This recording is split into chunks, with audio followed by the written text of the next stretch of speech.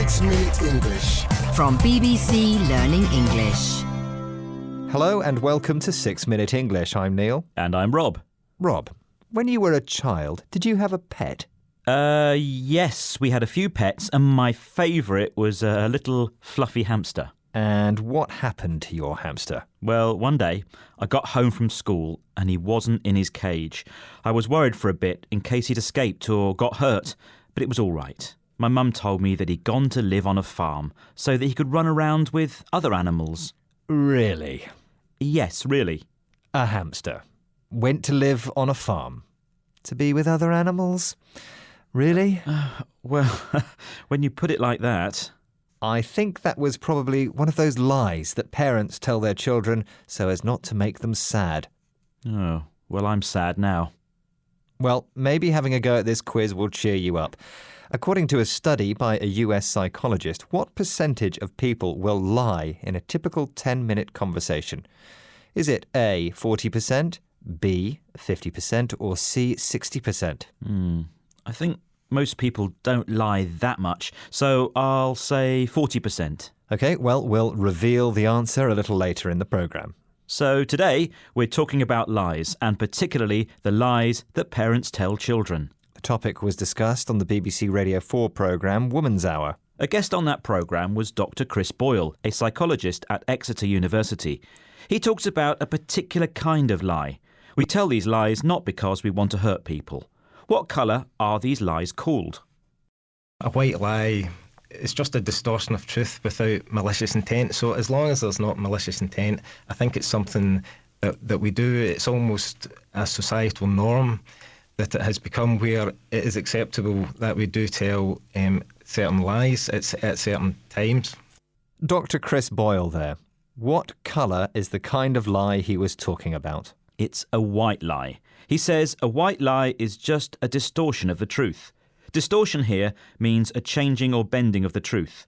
These kind of lies are okay as long as we don't tell them because we want to hurt someone.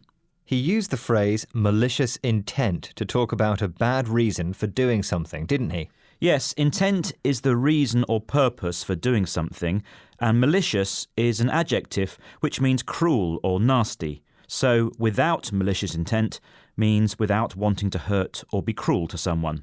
He said that this kind of white lie was almost a societal norm. Can you explain what he means by that? Yes, something that is the norm is something that is expected. It's regular and usual.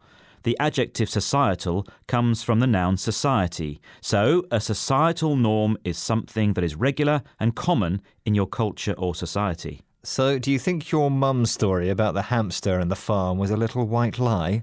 Yes, I'm sure it was. She didn't do it with malicious intent. She didn't want to hurt me. In fact, just the opposite. She wanted to protect me. Yes, that's one kind of white lie that parents tell to protect children. There are also a couple of other reasons, one being the parents' convenience. Yes, I remember my mum telling me that on certain days the park wasn't open. I know now that it never closed. I guess at the time she was just too busy to take me. And then there are the cultural lies that parents tell children. Oh, right. What do you mean by that? Well, first, if you have any children listening to this right now, you might want to cover their ears for a few seconds. Rob, I'm talking about, for example, Father Christmas and the Tooth Fairy. Right. Yes, there's no malicious intent in telling children those stories. It's a cultural and societal norm. Let's listen to Dr. Chris Boyle again talking about white lies. A white lie is just a distortion of truth without malicious intent. So as long as there's not malicious intent, I think it's something that we do. It's almost a societal norm that it has become where it is acceptable that we do tell certain lies at certain times. So now back to our question at the top of the programme. I asked what percentage of people will lie in a typical 10-minute conversation. Was it A, 40%, B, 50%, or C, 60%? What did you say, Rob? I said A, just 40%. Well, I'm afraid the answer was 60%. Really? Goodness, 60%. That's more than I expected. Right, well, before we go, let's recap the vocabulary we talked about today. The first expression was white lie. A lie we tell without meaning to hurt someone. For example, when I say to you, "You look nice today." Wait, what did you say? but that is actually a distortion of the truth, a changing or bending of the truth. This makes me think of the next expression, malicious intent. Intent is the reason or purpose for doing something, and doing something with a malicious intent is doing it deliberately, to be cruel or to hurt someone. And I think you have a malicious intent, Neil, telling me that when you say I look nice, it's just a lie. I'm just kidding. Well, that's the norm for you, isn't it? Just kidding. A norm is the standard or normal way that something is. In the clip, we heard societal norm, which is the accepted or normal way something is done in society. For example, telling children about Father Christmas. Shh. Well, sadly, this isn't a lie, but that's all for this programme. For more, find us on Facebook, Twitter, Instagram and our YouTube pages, and of course our website bbclearningenglish.com, where you can find all kinds of other audio programmes, videos and quizzes to help you improve your English. Thanks for joining us and goodbye. Bye-bye. 6 Minute English. From BBC Learning English. Hello, this is 6 Minute English from BBC Learning English. I'm Phil. And I'm Georgie. In the words of a famous 1960s pop song, breaking up is hard to do. Divorce, when a married couple who no longer want to be together separate, can be one of life's toughest experiences. During the 1990s, divorce rates in Europe and America were the highest in the world, with almost half of all marriages ending in divorce. But since then, the trend has reversed and divorce rates in the West have slowed. Meanwhile, however, the number of couples divorcing in other parts of the world is on the rise. In this programme, we'll be hearing how divorce is talked about in different countries. And as usual, we'll be learning some useful new vocabulary. But first, I have a question for you, Georgie. In Britain, one day of the year in particular is known by divorce lawyers and relationship counsellors as Divorce Day. But which day is it? A. Christmas Day. B. The first Monday of the new year. Or C. Midsummer's Day, the 24th of June. I think Divorce Day is the first Monday of the year. OK, Georgie, we'll find out if that's the correct answer later in the programme. Getting married very young and differences between partners' backgrounds or interests are two common causes for couples to grow apart. Today, Marina Adshade is a professor at the University of British Columbia who studies the economics of sex and relationships. But her life has a very different beginning, as she told BBC World Service programme The Global Story. I married really young. I had no education. I married somebody who was older than me, who had a lot of education, and our relationship worked well for a while. And then in my late 20s, I decided to go back to school. I no longer wanted to be a stay-at-home mother, which was what I was doing in my 20s. And that change in our situation for us just became completely unresolvable. And I think this is true for a lot of marriages because people's situation changes over their lives. Maybe they want children and maybe they change their minds. Marina started her married life as a stay-at-home mum, a woman who stays home to take care of the children and manage the household. Marina married an older man, and although their relationship started well, over time they developed different ideas about what they wanted from life.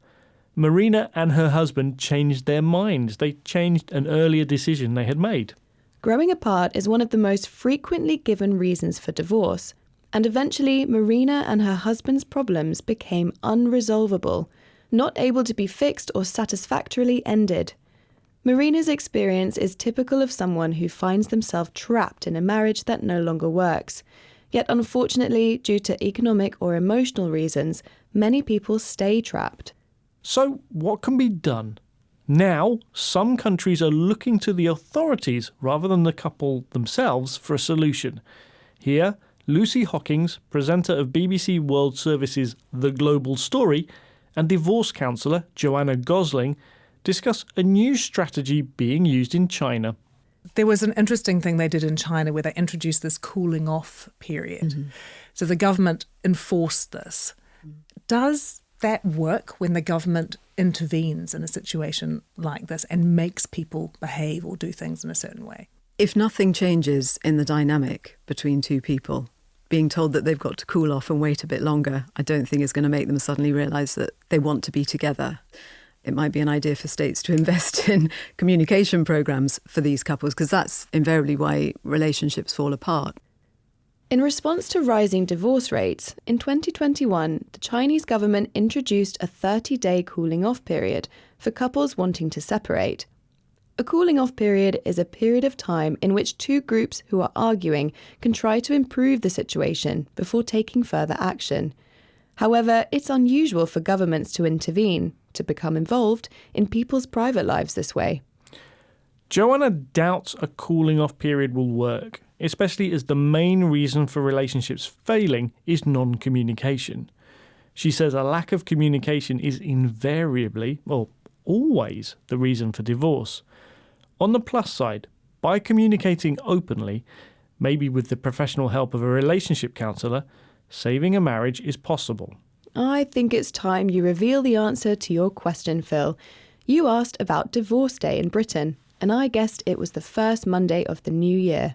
Good guess, Georgie, because that's the correct answer. Divorce Day is the first Monday of the year.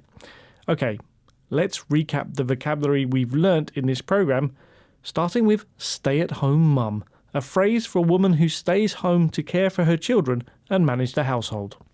If you change your mind, you change an earlier decision you made or opinion you had. If a problem is unresolvable, it cannot be satisfactorily solved or fixed. A cooling-off period is a period of time for two people to try to resolve their differences. It can also mean an agreed length of time in which someone can change their mind about something they've agreed to buy. To intervene means to become involved in a difficult situation in order to improve it. And finally, the adverb invariably means always. Once again, our 6 minutes are up, but remember to join us again next time for more trending topics and useful vocabulary. Goodbye for now. Bye. 6 Minute English. From BBC Learning English. Hello and welcome to 6 Minute English. I'm Catherine. And I'm Neil. Do you realise, Catherine, that we are related to each other? Don't be silly, Neil. I think I'd know if you were in my family. Well, we'll talk more about that later in the show, but I should say at this point that today we're discussing genealogy, or the study of family history, and I think it's pretty fascinating stuff. Do you ever watch the TV programme Who Do You Think You Are, Catherine? You know, where celebrities find out about their family history. Yeah, I've seen a couple of them. For example, one celebrity who was very proud of his working-class London roots or origins discovered that he's actually a direct descendant of an English king. Well, that's quite a discovery. The thing is, though, Catherine, what if there isn't anything exciting in your family history? No mysteries, no skeletons in the closet? Well, I reckon if you go back far enough, Neil, there's always something exciting or unexpected in anybody's family history. And skeletons in the closet, by the way, means secrets. Now, I think it's time for today's quiz question. Researching family history often involves reading old documents such as birth, marriage and death certificates, and these can be difficult to decipher or understand. So, what's the name for the study of ancient handwriting? Is it A, scriptography, B, paleography, or C, scribology? Oh, well, it must be A, scriptography. And we'll see if you're right or not later on in the show. Now, why do you think most people look into their genealogy, Neil? Is it just curiosity? Well, Catherine, we all love a good mystery story, especially if it's connected with our own family. And these days, it's easy to do research online because many old paper documents have been digitised and are available online. BBC presenter Mike Williams investigated his own family history. And here he's talking about his great-grandfather's story. And if you listen very carefully, you can hear him rustling the real paper documents. The Williamses on my father's side, and on my mother's, the Heinos. It's a name that we think comes from Finland. And if I look at this document here, it's a copy of the Census of England and Wales 1911. You can see my grandfather, the son, and his father, the head of the household, Michael Heino, or Mikael Heino, who, the family law has it, jumped ship and ended up in Liverpool. What's a census, Catherine? It's an official count of people in a population. So Mike Williams's great-grandfather appeared on the 1911 census for England and Wales, but because of his surname, the family think he might originally have come from Finland. The exciting event in Mike Williams's history, passed down through family law, which means knowledge passed on from one generation to the next, is that his great-grandfather jumped ship. Which means he left the ship he was working on without permission to do so. And he started a new life in England. I suppose quite a few people have immigration stories in their family histories, sometimes without knowing it. Actually, that's something that many people are fascinated by, and has also become easier to investigate these days. Now companies offer to test the DNA in your saliva for as little as $100. And then they come up with results saying you're related to Alexander the Great or Brad Pitt. Remember, I said that we were related? Well, let's now listen to Else Churchill from the Society of Genealogists here in London, who explains what I meant. There is what you might call the gateway ancestor. In the idea of history and genealogy is that's normally somebody that's so well documented that their descendants are well known. In England, it's something like Edward III. I mean, we're all probably descended from Edward III. Isn't it nice to have royal ancestors? Well, millions of people are descended from Edward III. And so in that sense, that's where the connection might be. So the chances are an awful lot of people are distantly connected to each other. Else Churchill says it's likely that millions of us are distantly related to a gateway ancestor like King Edward III of England. And that means that all those people related to Edward III are also distantly related to each other. So it seems that paying a company $100 to reveal that you're related to Edward III is a waste of money. Yes, in the sense that it's you and millions of other people. And in fact, we're all related to each other somehow via Edward III or someone else. And another popular finding for British people is to say that you're descended from the Vikings. And again, this is true for lots of people, so it isn't particularly meaningful. If you're descended from a person or a group, it means they are among your ancestors. Now, remember I asked, what's the name for the study of ancient handwriting? Is it A, scriptography, B, paleography, or C, scribology? And I said A, scriptography, and I'm pretty confident that's the right answer. Well, Neil, you're pretty confident, but unfortunately it was wrong. The correct answer is B, paleography. Paleography is the study of ancient and historical handwriting, including the practice of deciphering, reading and dating historical manuscripts. Oh, well, here are the words we learned. Genealogy, roots, skeletons in the closet, decipher, census, family law, descended from. And that's the end of today's 6 Minute English. Don't forget to join us again soon. Bye. Goodbye. 6 Minute English. From BBC Learning English. Hello, this is 6 Minute English from BBC Learning English. I'm Neil. And I'm Beth.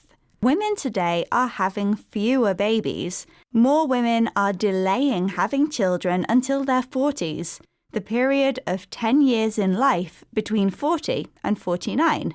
And some women are giving birth in their 50s, their 60s, even their 70s. There are many reasons behind the trend for older mums, including better access to education and careers.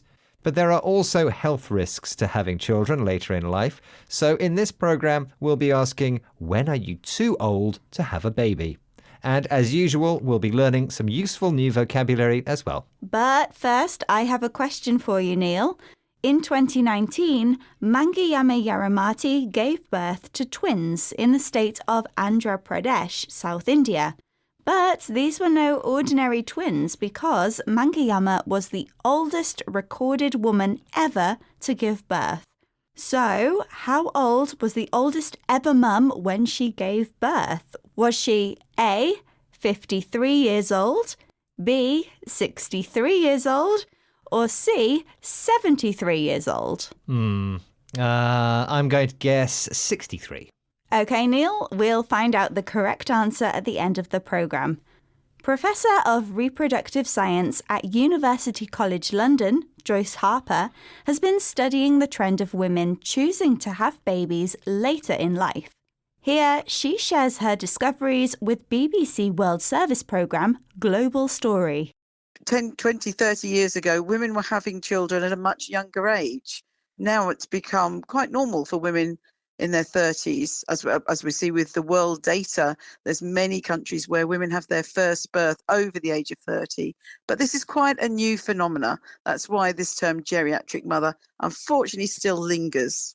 Professor Harper uses the word phenomena to describe the trend for older mothers. Phenomena are unusual or significant facts and events that exist and are talked about. People often get this wrong, but the plural form is phenomena and the singular is phenomenon. The concept of older mothers is still quite a new phenomenon, and attitudes towards them are changing. Mothers over the age of 35 used to be called geriatric, a word many found offensive.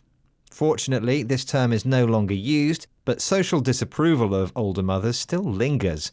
If something lingers, it continues to exist longer than usual or expected. Yes, in some cultures, older mothers are still disapproved of. But wait a minute, Neil, it takes two to make a baby.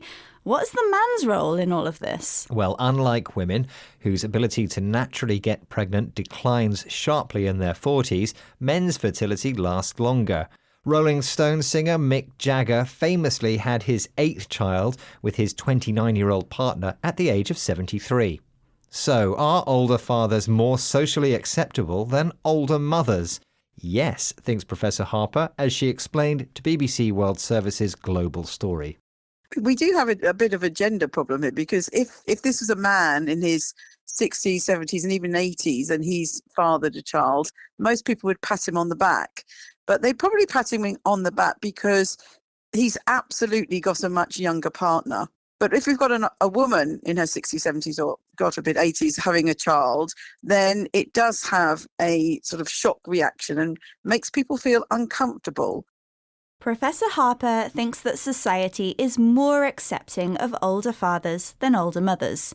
A 70-year-old man can still father a child. He can make a woman pregnant who then gives birth. And most people would pat him on the back, an idiom meaning give someone praise or congratulations. On the other hand, says Professor Harper, God forbid a woman having a baby in her 80s. Here, the phrase God forbid is used as a way of saying you hope something will not happen. There's another side to this story, though. In the West, young women from Gen Z, the generation born since the year 2000, are saying they won't have children at all. In more traditional countries, meanwhile, a woman's role is as a mother, and many pray to God to be blessed with a child. Which is exactly what happened to Mangayama Yaramati, the South Indian woman I asked you about in my question, Neil. In 2019, she became the oldest recorded woman ever to give birth. Right, and I guessed she was 63 years old at the time. Which was the wrong answer, I'm afraid. In fact, she was even older, 73. OK, let's recap the vocabulary we've learnt in this programme, starting with the phrase, in your 40s, which describes the period of 10 years in someone's life when they're aged between 40 and 49. Phenomena describes any significant facts or events that we know exist and can be observed and discussed. If something lingers, it continues to exist longer than usual or expected. The verb to father means to make a woman pregnant, who then gives birth to a child. The idiom pat someone on the back is used to describe giving someone praise, congratulations, or encouragement. And finally, the expression God forbid is a way of saying that you hope something will not happen. Once again, our 6 minutes are up, but don't forget to join us again soon for more trending topics and useful vocabulary here at 6 Minute English. Goodbye for now. Bye. 6 Minute English. From BBC Learning English. Hello, welcome to 6 Minute English. I'm Neil, and with me in the studio today is Harry. Hello. We all have 2 biological parents, but in the future, if someone from the UK tells you they have 3 parents, it might be true. That's right. This is because the UK has become the first country to approve laws allowing the creation of babies with DNA from 3 people. DNA is the chemical structure present in the centre of a cell which defines somebody's characteristics. This is to fight a particular disease. Yes. Some parts of the DNA, called genes, are faulty. It means they don't work properly, and this might cause problems later on. A new technique will allow some of these genes to be replaced by healthy ones from a third person. This practice is controversial. People argue about it. They fear we're going to mess with nature and end up with a Frankenstein's monster. Wow, that would be frightening. Let's hope it doesn't happen. Well, in this programme, we're talking about the 3-parent baby, and you're going to learn some vocabulary related to reproduction. Genetics. The science of how living creatures pass their characteristics to their offspring is fascinating, Neil. It is fascinating, and you know what I find most surprising, Harry, is how much DNA we have in common with other living creatures. I've heard that a very high percentage of our DNA is similar to the DNA of monkeys. The comparison with monkeys is easy. Over 95% of our DNA is identical to theirs. But what you might not know is how much of our DNA is similar to the DNA in a banana. A banana? Yes, and that's my quiz question today. What percentage of our DNA is similar to that of a banana? Is it A, about 1%, B, 20%, or C, about 50%? I think we have very little in common with bananas, so I'm going to go for 1%. Well, I'll give you the correct answer at the end of the programme. Now, let's talk about the 3-parent baby. A pioneering technique, in other words, a technique never used before, has been developed by scientists at Newcastle University here in the UK. The technique helps people with faulty mitochondria, which are structures that work like energy factories in our cells.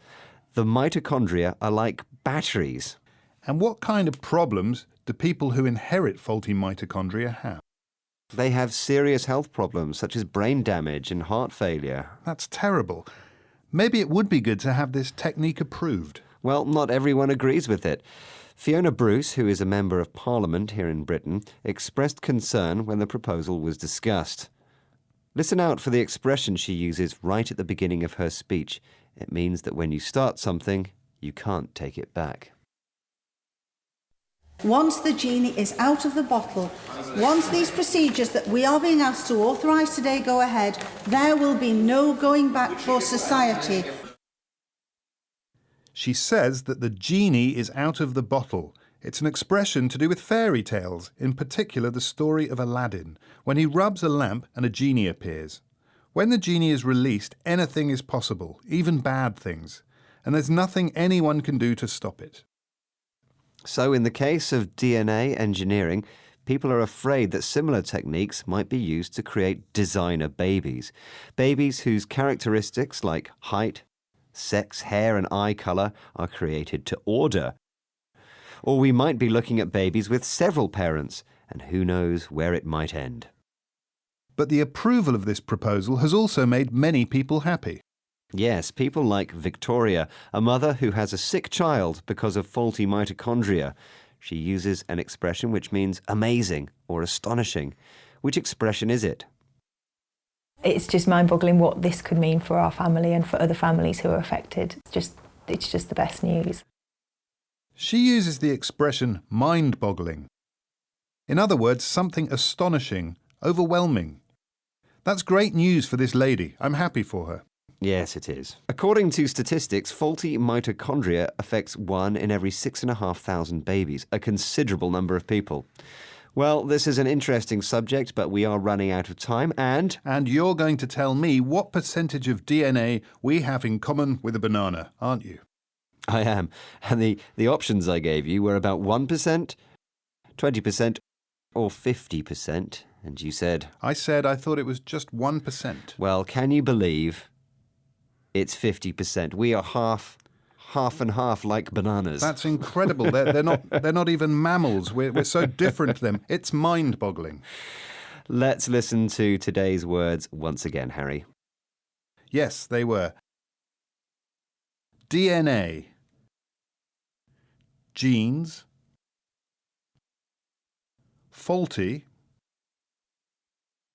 Genetics. Pioneering. Mitochondria. The genie is out of the bottle. Designer babies. Mind-boggling. Well, that's it for today. Do go to bbclearningenglish.com to find more 6-Minute English programmes. Until next time, goodbye. Bye. 6 Minute English. From BBC Learning English.